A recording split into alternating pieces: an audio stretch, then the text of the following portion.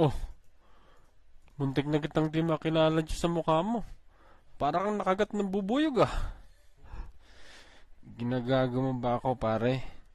Ikita mo nang nagulpi na nga yung tao eh. May gana ka pang biruin akong nakagat ako ng bubuyog. Bakit nalilitan ka ba sa akin? Oo nga naman pare. Kita mo nang namagamok ka eh. Ayusin mo tanong mo. O sige.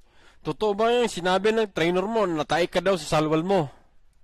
Hindi naman. Sobra naman yun. Grabe naman yun. Hindi naman ako natay sa salwal ko. Inaamin ko, naihi ako pero natay. Kahit tingnan nyo brief ko. Ano ba naman yung tanong mo? Sobra naman yan. Ayusin mo, ayusin mo. Ikaw Robert, ikaw tong nagsabi na natay itong si Margarito. Ba't mo naman sinisiraan tong bata mo? Di naman pala siya natay, naihilang daw. Sinungaling ka, gago ka. Wala akong sinabi na natay siya sa salwal.